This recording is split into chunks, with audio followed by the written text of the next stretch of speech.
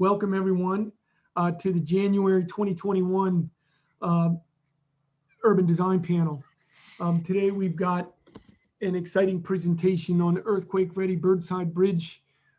This will be the second presentation as the project moves forward from stakeholder and community outreach and now into early concepts of design outreach. We have with us today Michael Pullen from Multnomah County Communications and Cassie Davis from HDR as a stakeholder in the role of stakeholder communications for the county. Hello and welcome. My name is David McElnay. I'm representing the executive committee of the Urban Design Panel today. Just a few notes about that. The Urban Design Panel is sponsored jointly by the American Institute of Architects, the American Planning Association, and the American Society of Landscape Architects, and is composed of professionals from those three organizations with a shared interest in professional work in urban design. The cross-disciplinary collaboration being the point. We are joined today by Kurt Wilson, Adrian Morris from the AIA Oregon. The AIA has previously hosted this event at the Center for Architecture in Portland and now generously offers this Zoom meeting until further notice. So in addition to a monthly email announcement that the AIA puts out on our behalf, on behalf of the Urban Design Panel, our presentations can be found on the AIA Oregon event calendar online, as well as their weekly Thursdays at 3 newsletter. And we encourage you obviously to get on that mailing list. Participation in any of these events, Urban Design Panel presentations, makes you a panel member. We encourage you to sign up for information about the future presentations. When you register for any UDP presentation, you will be included in upcoming invitations. You'll get an automatic reply to that effect. We also encourage you to send any interesting future panel presentation ideas to Adrian Morris at AIA Oregon, A Morris at aiaoregon.org. We can drop that in the chat function for today's presentation. These presentations are recorded and are made available by the AIA as a Vimeo file, which can be found in the link provided in the chat box, which Adrian will drop in there shortly. This presentation will be approximately 30 minutes and will be followed by a Q&A session. For the Q&A, please pose your questions and comments in the Zoom chat box. And our executive committee member, Bob Boylo, will be managing the chat function and kind of curating and pose the questions following the presentation. Follow-up questions can be sent directly to today's presenters via their email addresses, which if they so desire, will be placed in the chat box. So with that, I would like to mention one other thing. Please, anyone who's not presenting, mute your microphones. Thank you. And I will turn over the meeting to our presenter today, Michael Pullen from Multnomah County. Michael. Thanks very much, David. Thank you, all you AIA members and your partner organizations. It's an honor to have time with you today and for everybody to give up a little bit of your day to learn about this major capital project coming to the heart of our region in really the ground zero. Really, it's what divides east and west, north and south, and the whole metropolitan region. The biggest one in Oregon is the Burnside Bridge. So we're excited to tell you what's going on with this project. With me today, Michael Fitzpatrick is a bridge architect who's part of our team at this stage. He's based in the Southern California area, and he has some kind of cool concepts he's going to share. I'm with Multnomah County's communications office, so I'll be your main presenter today. We also have on this call, I see our project manager from the county, Megan Neal. Patrick Sweeney is at the Portland Bureau of Transportation, which is our main liaison agency at the city. And Patty Tillett, AIA fellow, is on this call. He's been one of the main volunteers helping us at this stage of the project on the design concept. So we're going to be updating you a lot about what the bridge could look like. And I'll start off. So what is this project about? What are we trying to solve? Well, if the big earthquake that we know is going to happen again here someday were to happen today, engineers don't think that any of our downtown bridges would be usable. So that's not good. So we're trying to have at least one of our downtown bridges be in service the day of the big earthquake. And it's been 320 years since the last one. So it could happen anytime. And once we have a reliable bridge that will be in service after the earthquake, that could be really key to helping our region recover, so we don't lose, let's say, a third of our population, a third of our jobs, as happened to New Orleans after Hurricane Katrina. And then the last bullet on this page, let's say we're all very lucky and the earthquake doesn't happen for another 100 years. Well, the Burnside Bridge is almost 100 years old today, and we want to get another 100 years out of it. And it's kind of the next big project in line. So we want to make it earthquake ready. And even if the earthquake doesn't happen for a while, it's still in need of some improvements. So this slide's about where we are in the schedule. And we're slowly moving from left to right on this graphic. We finished a feasibility study a few years ago where we looked at every possible option, even things like tunnels were studied at that phase. And the whole purpose there was to get every idea on the table and then screen down to the best range of alternatives to do this more expensive and more detailed study that we're in the middle of now as we get through the environmental review phase. Because we need federal permits, we go through the National Environmental Policy Act phase, which is producing an environmental impact statement. So our draft EIS is coming out next week, a week from this Friday, and there'll be a public comment opportunity for that. We should end this environmental review phase with our final EIS later this year and approval by the Federal Highway Administration. Because of some changes that the Trump administration made to this process, we are also doing the type selection, which is really what we're talking about with you all today. You're now required to get your permits from the federal agencies within a certain number of days or months after the federal highway approval of the EIS.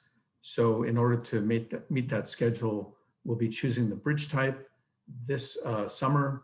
We don't actually get into final design until next year after we get our federal approval of our plan. So design is about 2.5 years long. And if we're lucky and the funding arrives, we'll be in construction by 2024. We're actually funded all the way through the design phase, and we have some of the funding for construction, but we'll need more money to actually get the construction done.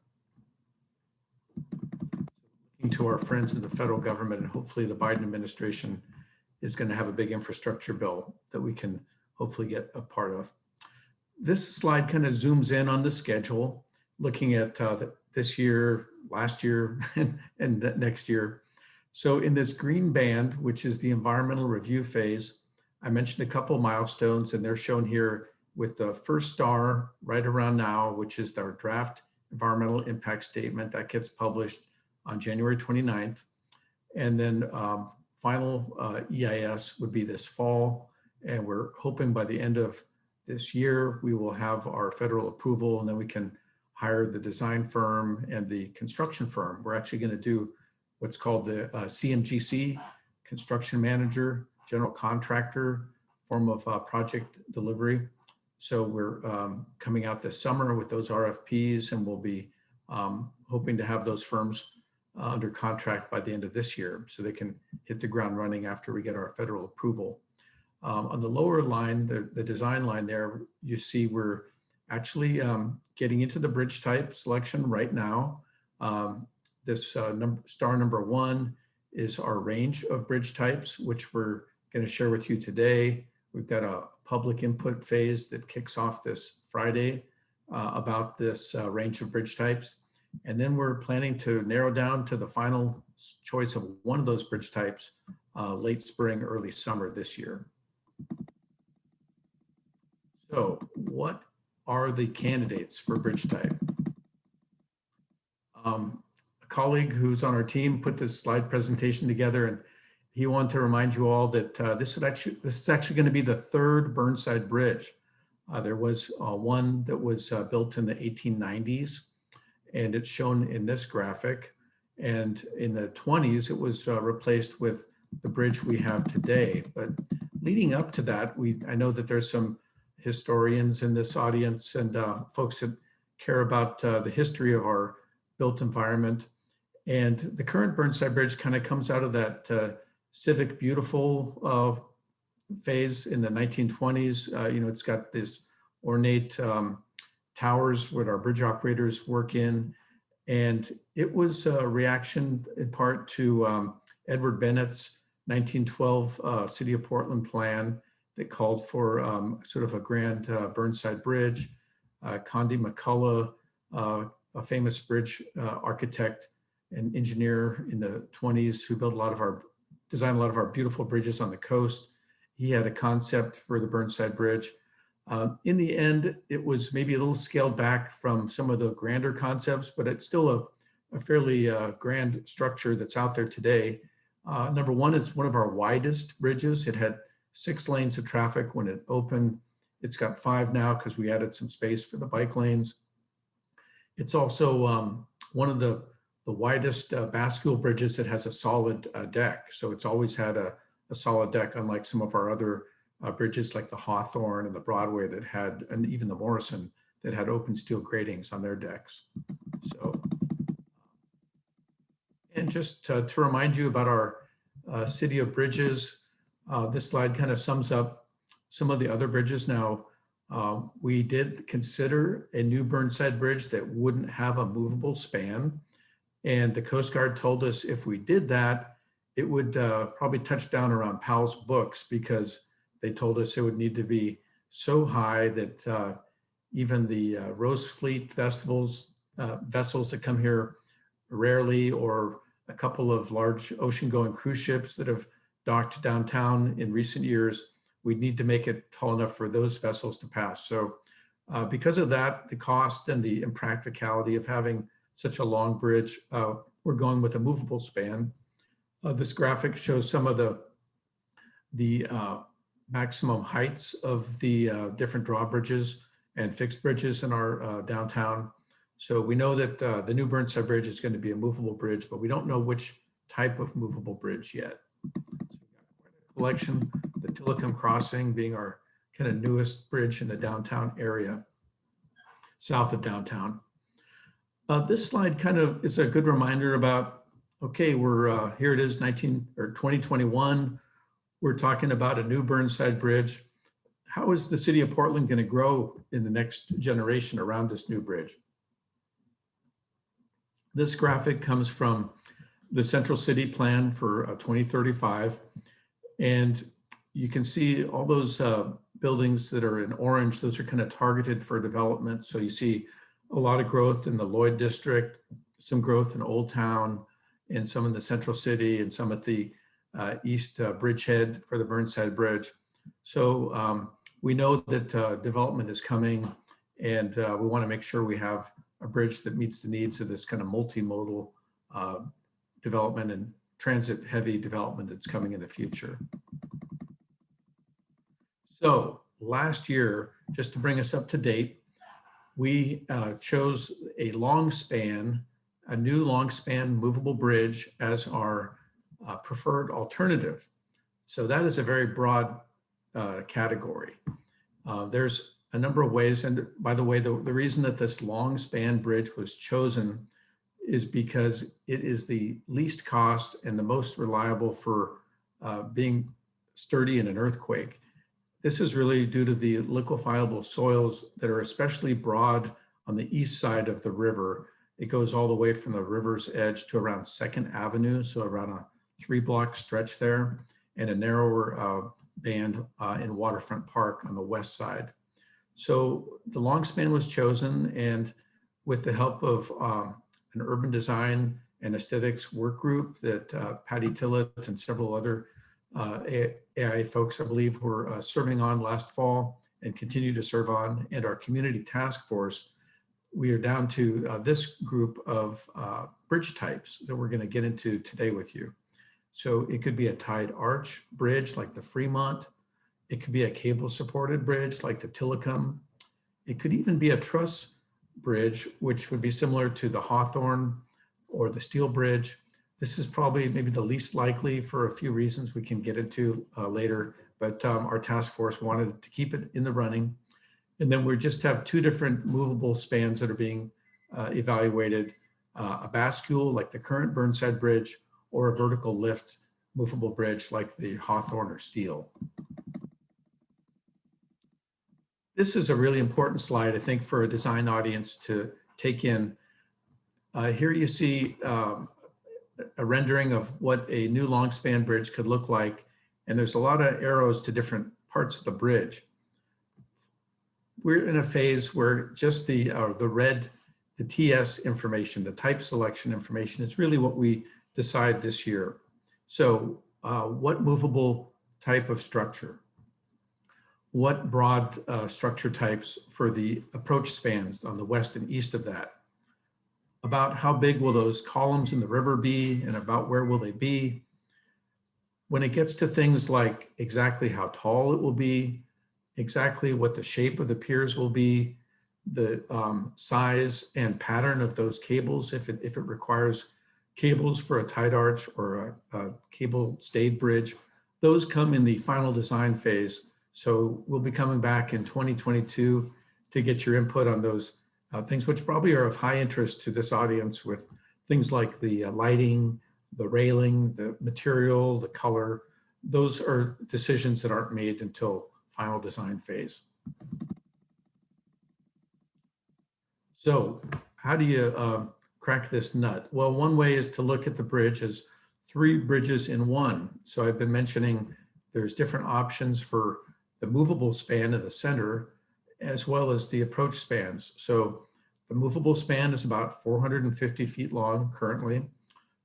The west approach to that movable span is a little shorter, about 425 feet long. And then currently the east has a number of spans. And the goal with our project is to have a much longer east approach span that kind of vaults over the liquefiable soils, the freeway, the railroad tracks, the East Bank Esplanade. So that ends up being a very long span, about 650 feet. And you will see that because we end up with some asymmetry when we look at the bridge types, because whatever we do on the east side, it's going to be longer and therefore taller to have that strength to span that long distance. So our east and west approaches, unlike bridges like maybe the Broadway or the Hawthorne, they won't be symmetrical in their size. So I mentioned the types of bridge that we're looking at.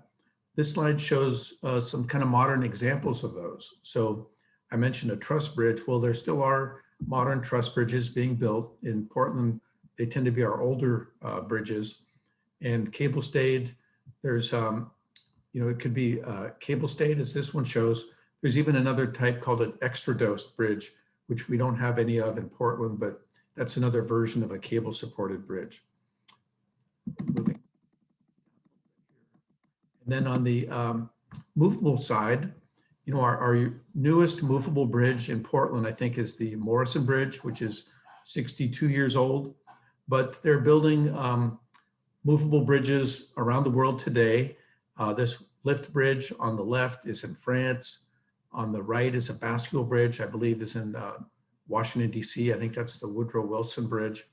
And whatever we do can have a more modern look than some of the movable bridges that we're accustomed to today that are on the older side. So in looking at bridge types, we had sort of a feasibility test.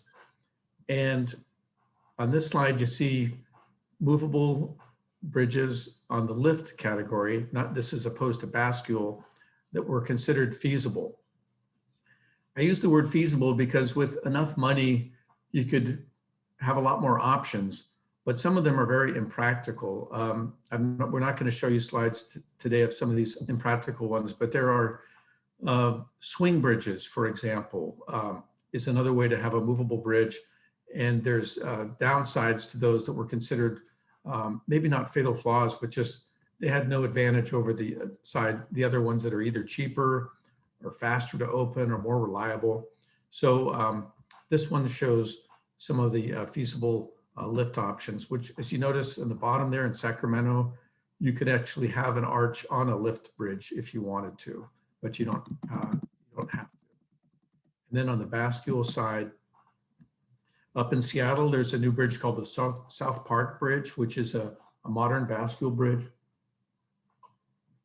You'll notice the Woodrow Wilson Bridge is up there again, upper right. And we call that type of pier that's going in the river there a delta pier because of that triangle shape. And that's actually being considered for Burnside. So it could have that triangle shape if it's a bascule as opposed to the more squat rectangular shape of our current Burnside Bridge. When it comes to the movable lift bridge, these were considered feasible types that are shown around the country, Sacramento, Massachusetts. These are all more modern, and they're also truss bridges, I guess, on the movable side. Now, on this slide, you know, even the Tower Bridge in London is a bascule, but it has maybe a lot of extra stuff that is probably not as practical today. Some of those cable systems on the approach spans to that. And I think our presenter who developed this presentation, he also wanted to highlight that you can have operator houses, which any movable bridge will need. And he's shown in those yellow circles where the operator house is on some of these bridges that are like in Denmark and other cities around the world. Also on this slide is a single leaf bascule bridge up in Victoria, Canada. We did look at the option of having a single leaf bascule bridge. I know Randy Gregg was one local design enthusiast who asked us about that. We think that the length of the crossing and the width of the bridge don't make this practical. So we're only looking at two leaf bascules for the Burnside, for a new Burnside Bridge, not a single leaf. Delta piers, as I mentioned, with that Woodrow Wilson Bridge in Washington, D.C., are something we are looking at. It does seem feasible for this Burnside Bridge location. And there's a pretty cool bridge in Victoria, Canada that uses this. I believe this might also be a single leaf bascule bridge, which, as I mentioned, we're not able to do here, but we might be able to do something like this where I think the counterweight is partly in that structure above the bridge, which is kind of an innovative way to provide the weight for that drawbridge to open. So in the next series of slides, we're going to get into some more detailed looks at these different bridge types. So the tied arch, the cable supported, and the truss. And you're going to see that there's a lot of combinations that are possible. And this is where Michael Fitzpatrick, our architect in the Southern California area, he may want to be ready to chime in here too. So these are some hand drawings that Michael Fitzpatrick created just to show, in this case, for the tied arch, he shows that there's different combinations we can do. In the top group there, those are all if we're doing a vertical lift drawbridge. And in the bottom group are if we were to do a bascule type of drawbridge. You'll notice that each one of them requires a major arch on the east side that's going to be larger than whatever we do on the west side. On the west side, you'll also notice that there's some of these combinations that don't have any arch on the west side. That's because the geography and the span length on the west side would allow us to do a girder bridge, which would not have any superstructure. It'd just be some very long girders starting at the river pier and extending to around NATO Parkway or somewhere in the middle of Waterfront Park. We've had some fans of bridges that say, you know, the less superstructure that interrupts our views of downtown, the better. So this is being considered also. Girder can only be done on the west side. So we have a lot of the similar view looking at the future bridge from the south. Picture yourself around the Morrison Bridge. Maybe you're in an airplane or helicopter and you're looking north. So with our bascule bridge, we could have the arch on both sides or only on the east. And that would be if it's the bascule. If it's a lift bridge, we're going to require towers. Now, a lot of our current vertical lift bridges, like the Hawthorne and the Steel, they also have, let's say, a truss structure. And you could do that, but it's not required. You could even add an arch to this one to match the arches on each of the approach spans. It'd probably be more expensive, and it's not necessarily necessary, but it could be done. So here you see it with the lift bridge. Now, if Michael Fitzpatrick is on, this would be a good slide for him to kind of tell you what he's come up with in these sketches he's added to this slide. Thanks, Mike. So as you can tell, basically what we've been looking at are general massing models. We have not gone into any type of typology or any of those other elements, but along the way we've been looking at a lot of different options. And I think, Mike, if you can correct me, I think we came up with about 2,000 combinations of like pier locations, structure types, just in what you've seen so far. And these are the ones that come to the top, but we haven't really done a lot of design work. And so some of my sketches have been about, what if we were to do a Johnson Street type arch bridge? So the sketch in the middle is the idea that instead of having a girder as the movable span, that we would have some type of Johnson Street type thing that would relate to the arches, or that we can really shape. We haven't really given any shape to the delta piers or the bascule piers yet, and you know what we could do with them to make them not appear as massive or those other things. So we've really kind of just started that conversation, and yeah, Mike, that's all I need to say right about now. This one where you see the cursor, I believe this is a concept Michael came up with, where the lift span counterweight could partly be incorporated in that superstructure above the deck. So rather than a big block of concrete, as we typically use now, you might have something that's more integral to the design of the bridge. Yeah, the Johnson Street Bridge is based on the idea of it being a movable bridge, but with more of a rotating axis in the pier, and to use the actual rotation item as a place for the counterweight. So it's not just like a big chunk of iron ore out there, you know, it's part of the structure. And so that sketch was the idea that we would do a movable span where the deck would be thinner, but we would have some structure above deck. So thanks. Michael, is it okay if I continue to the next one? Keep going. You're doing great. Okay, thanks very much. Okay, so here we have, we're still with the tied arch bridge. Now we're looking at a lift bridge option. And the drawings at the bottom are Michael's concepts to just remind us that, you know, the towers, which some people have said, you know, I'm not too crazy about these tall towers in the heart of the river downtown. The concepts at the bottom there, just to remind you that they don't have to be squat and rectangular. They might be able to have variation. I think the sketch at the far left shows you might have the operator tower be integrated into that tower, you know, the operator house, I should say. And, you know, some of this adds cost, but it's within the realm of possibility. So just to give the vertical lift towers their fair due, it's they're shown here as pretty straightforward up at top, but there might be some variations. Michael, anything you want to add on this one? Well, just that, Mike, that the ones, some of the modern vertical lift that we've seen is basically a precast concrete shell with a steel inner piece with a counterweight and a stair system. And so the ideas here were just to let people know that we could do something like have an ectoskeleton with a skin on it, you know, that become more transparent. It doesn't necessarily need to be, I think Patty said it best, it doesn't need to be an upturned table. Legs sticking up, that they could be designed to be more than just a stick. And these were some of those initial sketches, and some ideas of how they could be something different. Thanks very much, Michael. Okay, we're going to leave the tied arch, and now we're up to cable stay.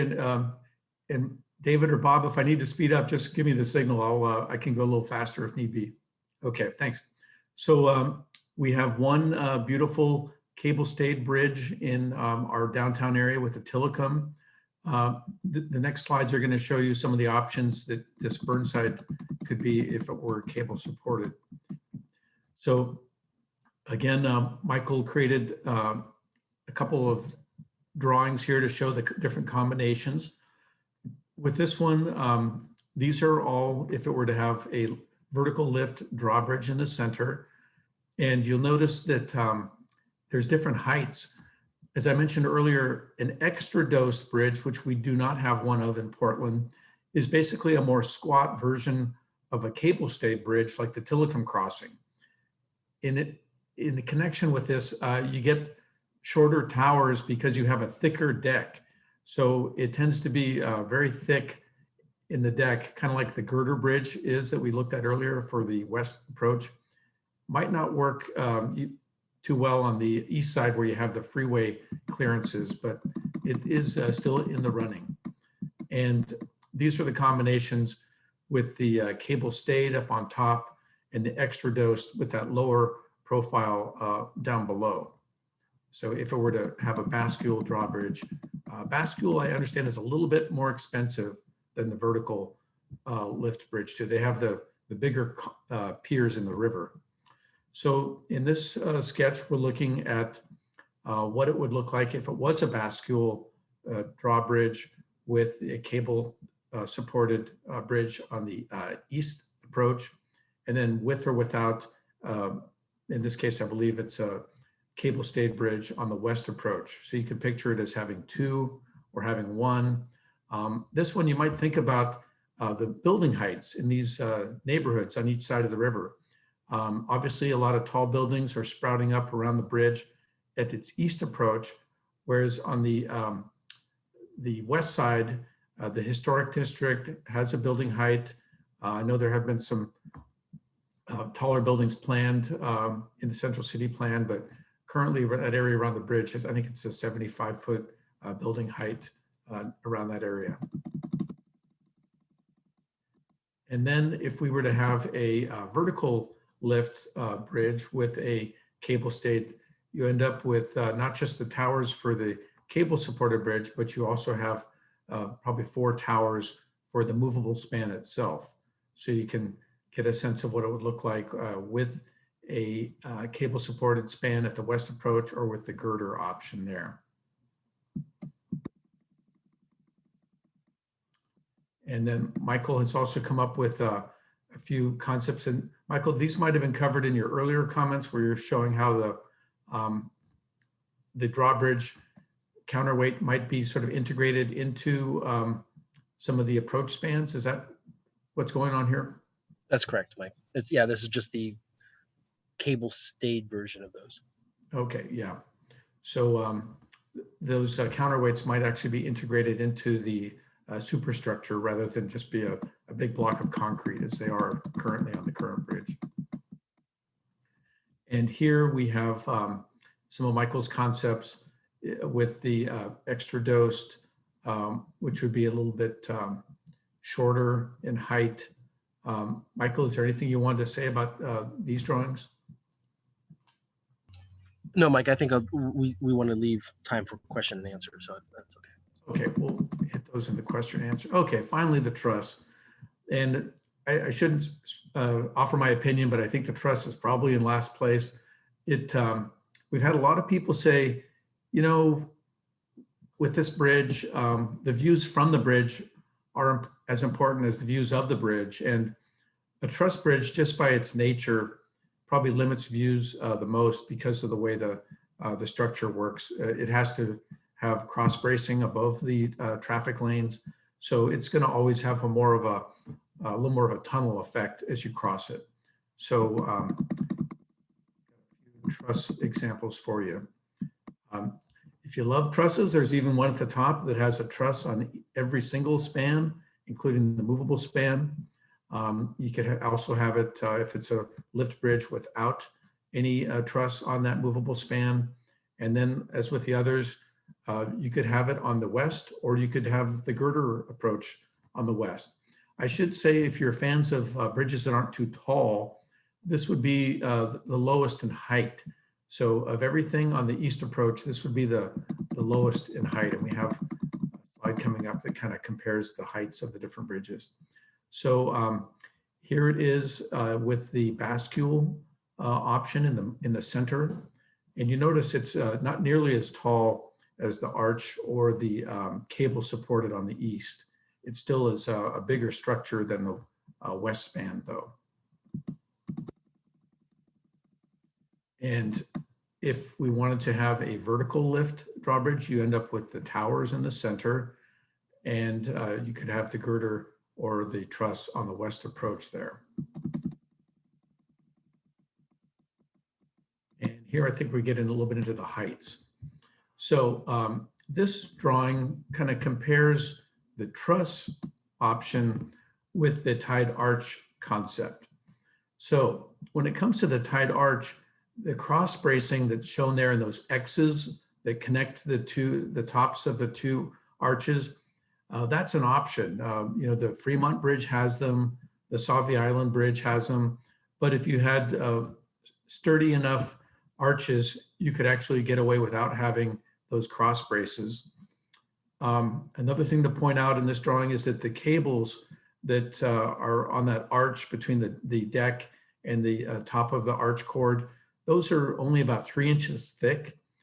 On the truss, the members that connect the bridge deck with the top of the truss cord, they're about 3 feet thick. So that's when we get into that transparency issue. And obviously, you know, when you drive across the Hawthorne or the Broadway Bridge, your views looking up and down the river are more interrupted by that structure than if you're crossing on the, let's say, the Fremont Bridge. And on to the next one. So one of the key areas, and I'm glad we've got Patrick from PBOT on with us today, is this waterfront park area is, you know, a very special place in our region. And this view is taken from probably an even more special place, which is our Japanese American Historic Plaza, which is just north of the bridge, honoring the Japantown that was an integral part of Old Town's history. So this one shows our current Burnside Bridge, you know, built in the 1920s. The spans are very short. You have kind of a forest of bridge columns underneath the bridge in Waterfront Park. So whatever we do is going to have many fewer, if any, columns in that park under the bridge. So wow. Just comparing with what we just looked at, if we were to do the arch bridge, you're looking at just maybe 2 to 4 columns all in a row there where the arch touches down. The Parks Department has told us they prefer to have those columns maybe not right at the edge of Nadeau Parkway, so that pedestrians who would cross there, even though there is no crosswalk, they would be seen by drivers on Nadeau. So maybe think about those columns as set back a little bit inside the park. Also want to be able to not interrupt views in the park too much if we can avoid it. That's where Waterfront Apartment, that's where Saturday Market sets up. So any type of the cable supported bridge we do is going to probably have the column more central in Waterfront Park, just because it needs to have kind of support cables on either side. We could imbalance them and have them be shorter on the west if we wanted to, but pretty much any way we do it, you're going to probably have the columns be more in the middle of the park and not as close to Nadeau Parkway. So another one that's in the running, as we mentioned, is the girder. So the fans of the girder tend to be people that don't want a lot of structure up above the deck, that want to make the view what we're looking at off the bridge, not the bridge itself.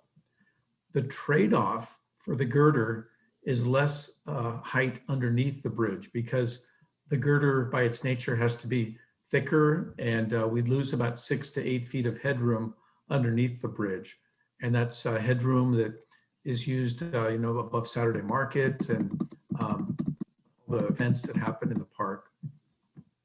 This slide gives you sort of a comparison. So under the current Burnside Bridge, if we were kind of go in the middle of the park, it's about 23 feet of vertical clearance. The tide arch or the cable stay bridge, if we were to do one of those, think about 25 feet, as well as the truss bridge also in that area. If we do the girder, we're down to about 17 feet, and you can affect that a little bit by where you put those columns, but we don't want to have the columns be too close to the river because that's where the liquefiable soil is. So considerably lower, low enough to really be noticeable. Okay, so we're going to get into more words, a little less pictures. We're wrapping it up here. How are we going to compare these? Well, we've got three broad categories that we're developing measures for, and some of these are very hard to develop measures for, but starting at the bottom, these are the easy ones. How much is it going to cost? How much is it going to cost to maintain? And an example of that would be truss bridges tend to be bridges you have to paint, whereas cable stay or the deck arch, you could probably do weathering steel and you'd never have to paint it. So it's a big variation in maintenance costs there. Constructability and construction impact. That's another big category that is fairly easy to measure. Some of these are going to be very challenging to build over an active interstate freeway, for example. The top two categories are a little more subjective. How does the bridge type feel for folks who are on the bridge, whether in a motor vehicle, on foot, on a bike? How do they feel below the bridge, and what opportunities do they create for that environment underneath the bridge? I haven't mentioned it, but we have a world-renowned skate park under the east end of the bridge, and pretty much all of these types, we found they don't really differentiate for how they would affect that skate park, but we do see a lot of variation in how they could affect waterfront park, where the columns are and how tall it is. How does the bridge relate to its surroundings? You got a National Historic District at the west end, a very modern new district at the east end. What are the connections like to the bridge at its ends and also maybe at its midpoints for things like the East Bank Esplanade for bicyclists and pedestrians? How does the bridge look overall? When we're talking about it as three bridges in one, but when we look at it, we're going to tend to look at it as a total entity. So how do these different components give it an overall look? Does it have flexibility so that if in the future we wanted to have another transit only lane, for example, how would that work? You want to probably avoid bridges with, some structure types require the structure in the middle of the bridge. Fortunately, we don't have any of these in Portland that come to mind, but that can really affect how you allocate the lanes in the future. And so it's an advantage to have the open space that you can reprogram in the future. So a couple slides about our outreach. This Friday, we kick off a 3-week period where we're getting input. So we're jumping the gun a little bit with you all today, but we're happy to hear your thoughts. We'll have a webinar, I think on January 25th. We'll share this information with AIA that you can share with your members, but we're doing these briefings like today. The online open house that launches this Friday, we'll have a video and a survey that we hope a lot of people will weigh in on. And we're also doing a lot of outreach in other languages with our liaisons that are on the project. And this slide kind of, I think it's our next to last slide, just hitting those major dates again with our draft environmental impact statement, which AIA is welcome to comment on as a group or individually if you want to. We have to respond to comments that are submitted, so that's a good way to get things in the record if you want. And then the final EIS coming out this fall. With the bridge type, we have the range that we've shared with you today, and hoping in May and June to come out. That'd be a great time to come back and talk with AIA about the recommended one that will be recommended by our community task force with input from our urban design and aesthetic work group also. And by July, we hope to choose one.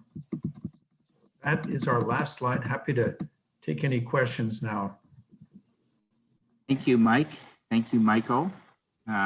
while we're waiting for questions to populate the chat box, I'm just curious, since we have other members that are on your task force, Patty, Patrick, any other comments you guys want to make a comment to while we're waiting for questions?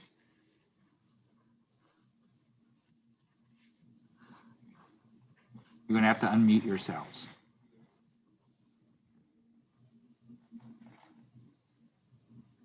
Bob, there are a few questions in the chat box already. I don't see them. Oh, shoot. Maybe I'm asleep at the wheel. I'm just going to jump in and just say, will the bridge provide vertical circulation connecting the bike pads from Waterfront Park and the bridge? So the feedback from park staff was that the footprint that would require was a bigger negative than providing the access. Waterfront Park, it's heavily programmed space. I don't know if security is also a factor, and nobody's mentioned that, but it comes to mind as one if you're having ticketed events and stuff. So we are looking at an ADA friendly bike ped connection from the bridge to the Skidmore Max Station area. Our first concept was that, right now there's just a set of stairs, so it's not ADA accessible. So our first proposal was a ramp system that would be between First Avenue and Second Avenue on the south side of the bridge. At this time, we're considering that as well as a ramp system that would be between NATO and First on the south side of the bridge. But there's no connection directly into Waterfront Park that's being considered, and that's with input from parks. Okay. Another question, what are the benefits of cable supported span versus a girder span for the west approach, costs and aesthetics? So girder is cheaper. Tied arch or cable supported, pardon me, you asked about cable supported, allows more clearance underneath the bridge, an extra 6 to 8 feet of clearance. So girder is cheaper, but reduces the vertical clearance. Girder is better for views if your main goal is to be able to see from the bridge into the surroundings around the bridge. Michael, is there anything you'd add on that one? Michael Fitzpatrick? Yeah, I would say that's been that west side comparison of the girder versus the cable supported structure has been pretty. We've looked at a lot of different options there. I think there's about 28 columns out there now, not counting the main span truss at the water's edge, versus 2 or no parks columns in NATO Parkway. And I think parks and people were talking about the complete elimination of columns in Waterfront Park would be great for programming. The lower height availability of a girder just seemed to be too restrictive.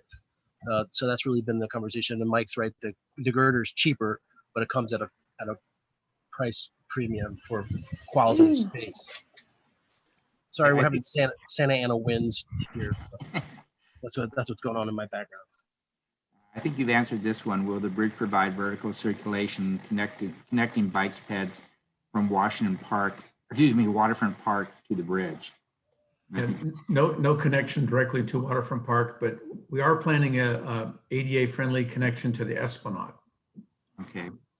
Given the vulnerability of the steel bridge and Max to an earthquake, what, if any, was done to explore rerouting LRT over the Burnside Bridge?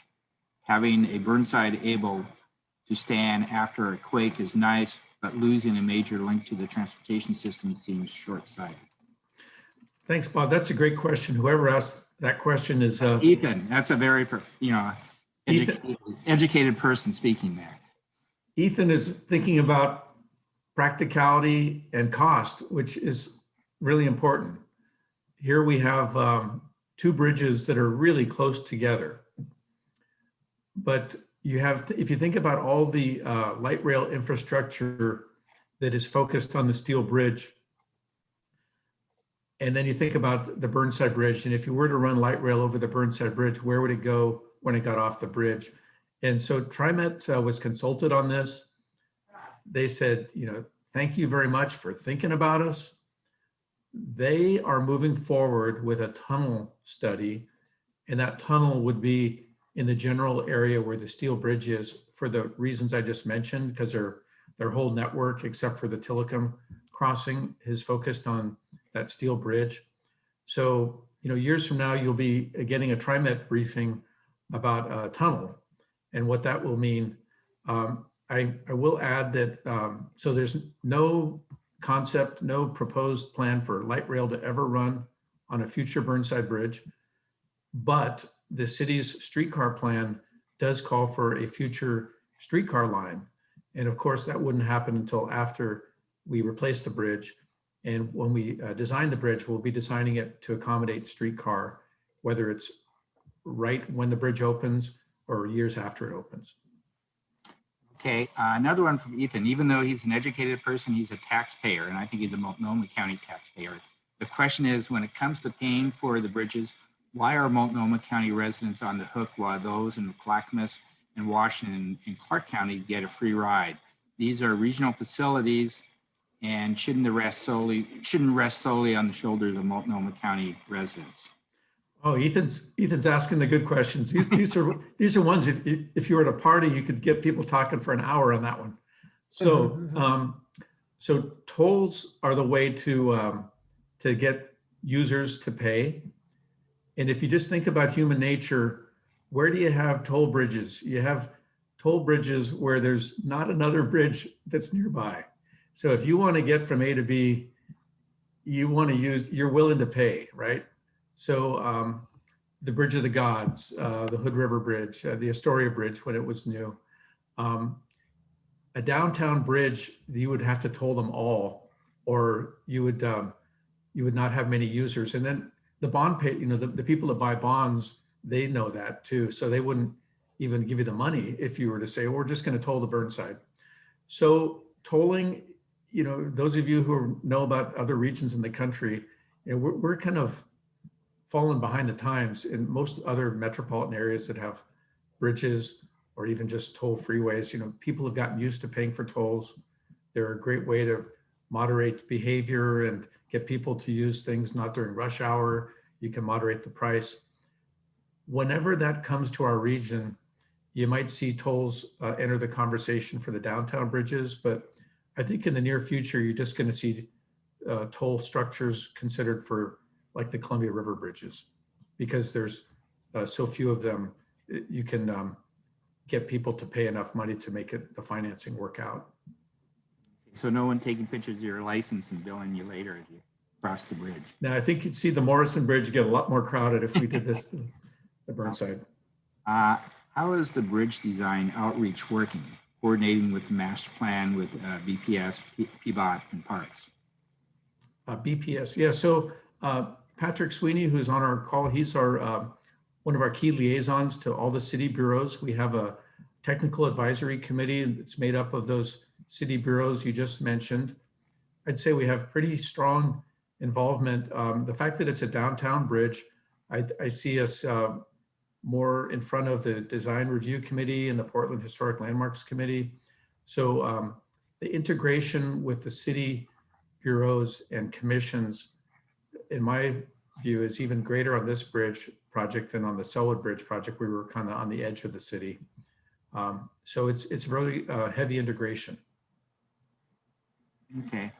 I think one last question, we're kind of coming to the end, is are we considering more organic forms, or linear forms in the design process? Well, one response to that is I've kind of shared with you the bridge types.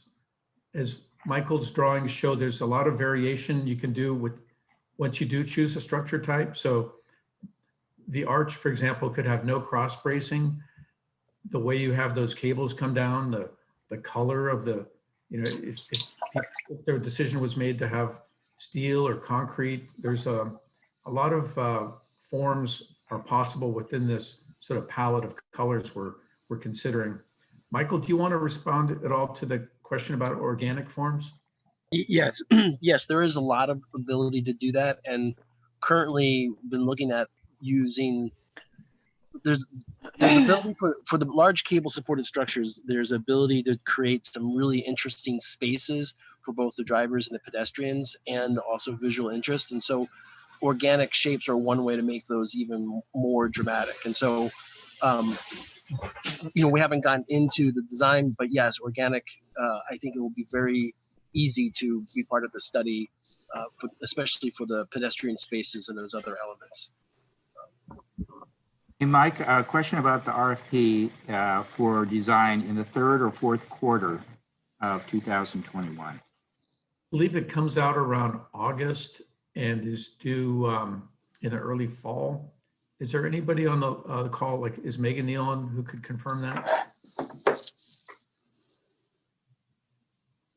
If she's not, I think it's around August for the RFPs for both the design and the construction. And we're happy to answer questions about those if people can share my contact information. A few questions on sustainability. Will the bridge incorporate any sustainability carbon offset design features? So there's a program that you all are familiar with, LEED, for buildings. On the transportation side, there's a program called Green Roads that is a certification for sustainability program for roads and bridges. It is based in Seattle, and we've participated in it before and done well. Our Selwood project was certified. So it is a measure that we'll be pursuing. It tends to favor locally produced materials, which is a little challenging for steel since we don't, we bend and fabricate steel, but we don't forge it, I guess, in the West Coast. The jobs factor, the multimodal factor. You asked about carbon offsets. I think making the bridge transit friendly. We currently have a transit only lane bridge on transit only lane in the eastbound direction. One is being considered westbound. I mentioned that streetcars being considered for the bridge. So here's a sustainability question that's come up that I'll just share. It is a little provocative one. Some people have said, we're maybe leaving the era of individual cars. Does the bridge need to be this wide? Why don't you maybe make a skinnier bridge, save some carbon, save some money? So instead, we are planning to make this bridge actually a little bit wider than what's out there now. The wider part would be over the river where it currently necks down a little bit. And our rationale is that after the big earthquake, we're going to go from having about 44 lanes of traffic across the river in Portland to 5 or 6 on this bridge. So we think that this bridge is not the one to neck down too much, and it also has to be able to handle really heavy loads that the emergency responders tell us we'll need to accommodate after a big earthquake. So I don't know if there's anybody on the call. I don't think we have our sustainability expert on this call, so I'll leave it at that. Okay, another question. The current bridge is on the National Register for Historic Places. What efforts have been made to begin with the understanding that saving or incorporating specific aspects of the current bridge? Yeah, there are a lot of fans of the historic features of the Burnside Bridge, and it's kind of good we're looking at this slide because the 2 operator towers are among the things that are mentioned the most about what people like about the old bridge. So we will explore trying to salvage one or both of those operator towers, as well as different parts of machinery or railing, that sort of thing. I've been through 2 bridge replacements at Multnomah County dealing with historic bridges. Some of the things we do when we take down a historic structure is we offer its reuse. When we had the Sauvie Island Bridge being reused, Mayor Adams at the time seriously looked at reusing the old Sauvie Island Bridge to be the new Northwest Flanders bike ped bridge. And it didn't work out financially, but it did get a serious look. We also would look at kind of memorializing the bridge with historic documentation, a website, uh, plaques that describe the old bridge that are out there for the public. So those are some of the measures. Here's a good one. How much is this going to cost? A lot. On the low side, if we look at just the long span option range itself and leave out the options that we've already dropped, it's in the 820 to $970 million range. And those are in future dollars with inflation factored in. I mentioned that we have some money. That county vehicle fee that Ethan mentioned is enough money to get us all the way through design, including acquiring property, and probably about 1/4 to 1/3 of the construction budget. So we do have a big lift remaining on the funding. We have been lucky in the past. The federal government these days, they like to be the last money in. So they like projects like ours where we use our local dollars to get through all the steps we're in now that can sometimes be controversial and then have a lot of certainty before the federal government commits their money. So we're hoping that will repeat itself. Here's a question that kind of maybe relates to the bridge being wider than that you were discussing. Our bridges are wonderful places to view the city. Will the bridge deck have places to pause and gather? Yes, we call those belvederes or lookouts. The current bridge has sort of some versions of these. You can see here in this drawing just on the south side around those operator towers. But we can do something a little more intentional with more unobstructed views. You tend to put these above the river piers just because you've got the support structure below to make that less costly. We put 4 of these lookouts on the new Selwood Bridge, and they serve a number of purposes. It's nice to be able to pause and enjoy the view and get out of the way of the other sidewalk users and bike lane users. But you also have people that maybe are disabled or take longer to cross, and it can be a way for them to kind of pause and get out of the traffic also. Hey, Mike and Michael, thank you very much. Before we lose anyone, I just want to not only thank you, the two of you, but also ask our panel, people attending this Zoom meeting, that if you see or hear of other future projects in the area that you'd like to have us discuss on our monthly meetings, please contact us. We want to kind of do what we're doing here, follow a project, but kind of see it at different stages that goes through. So we're not only being presented to the final product, but we maybe have an opportunity to influence and help. And I think your comment, Michael, of coming back in, you said late June, around that time, where we can kind of touch and see where it is in the process would be great. Yeah, So, I think it might be more like May for to get input before they choose the one finally. Yeah. Yeah, we definitely want to get in there before you decide. Thank you. Yeah, and we will encourage you to come on back when that's possible. We're a little over 1 o'clock. Michael, I will add to what Bob just said and say that, we've been asked as the Urban Design Panel Executive Committee to issue a letter of opinion or support on projects and approaches. So that's also something that we can discuss further down the line as things become more in focus and more defined by you yourself and the outreach committee and all that. So we are going to have to wrap it up because folks are dropping off and heading to we're down 10 people already because it's past 1 and other meetings are starting up.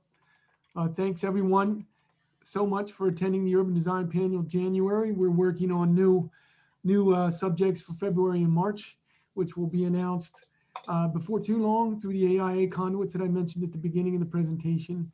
And look to the chat section here for links to the Vimeos, the recordings, the email contacts that you can reach back out to us through Adrian and otherwise. Thanks everyone again for the presentation and have a great day. Thanks, David. Thanks. Thank you. Thank you all.